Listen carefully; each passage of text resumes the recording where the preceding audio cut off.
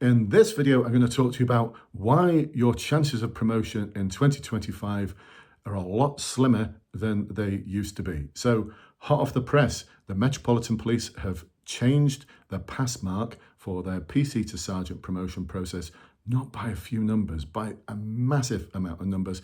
And I'm going to talk to you in this video about why they've done it and why other forces might do it and what you can do to mitigate against that happening to ensure that you're the one that's getting promoted, that all of the hard work you've done to pass your sergeant's or inspector's exam pays off.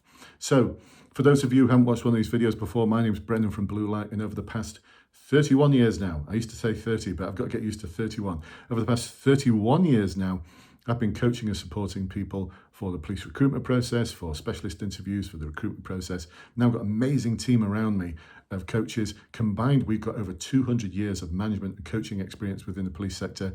They've all got experience, decades worth of experience of coaching people to succeed within the sector against the promotion process. They've all been in your shoes. They've all been the assessors and interviewers on promotion boards. So they know what they're talking about, and so do I.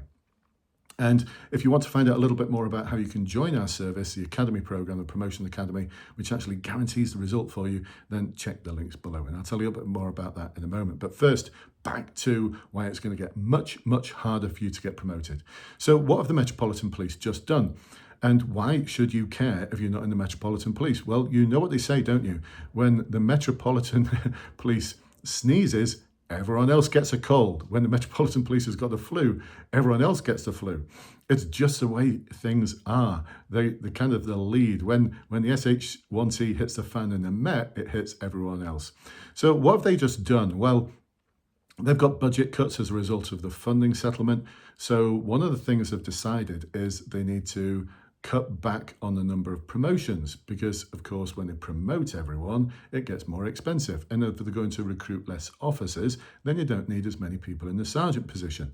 So there's all sorts of number crunching gone on, but what they've decided to do, and we've seen the memo, we've actually seen the memo that talks about accountability and not cancelling the process because people have put hard work into it, but hopefully everyone understand and how they've contacted the Federation and blah, blah, blah, blah, blah, full accountability. Full transparency, but we've raised the pass mark.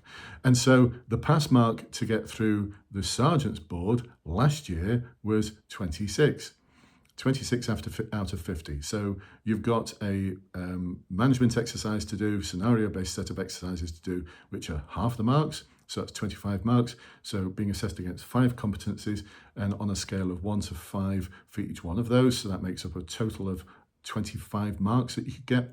And then there's the interview.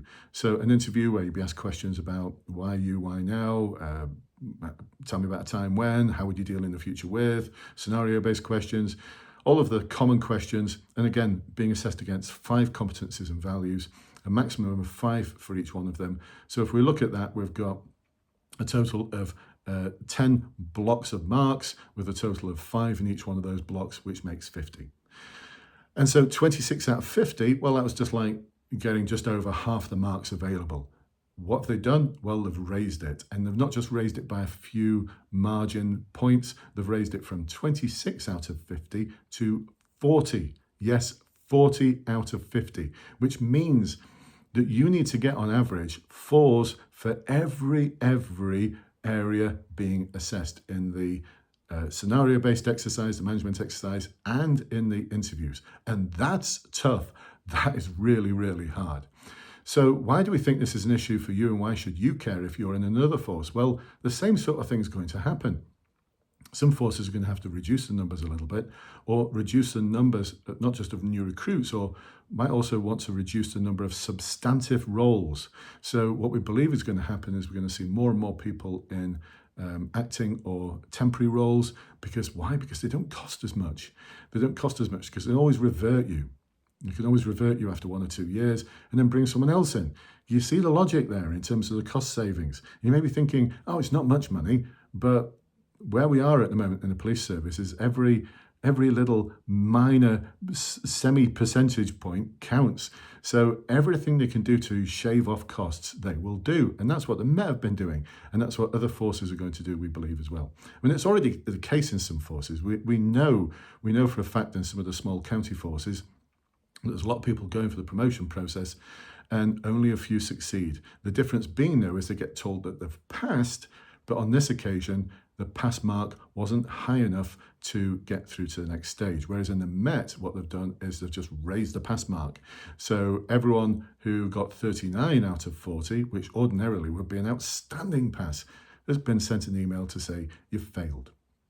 So different forces managing that dynamic in different ways. But what we are seeing, and we've seen it in some of the forces, is a bit of a slowdown in recruitment. Sorry, not a slowdown in recruitment, but also a slowdown in promotion as well. But they still do need to promote. So why shouldn't it be you? And that's what we're focusing on with our clients in the Promotion Academy through the webinars that we do, the recordings of webinars, the online material, and the one-to-one coaching from our coaches. This is how we guarantee people succeed in the process, and we actually do guarantee it, because if you don't pass, we'll keep working with you. If you don't pass the next time, we'll keep working with you. If you don't pass after that, then we'll refund your money, because it just means we failed you. So we are that good. Seriously, we're that good. Anyway, if you'd like to find out how to join our academy, check the link below.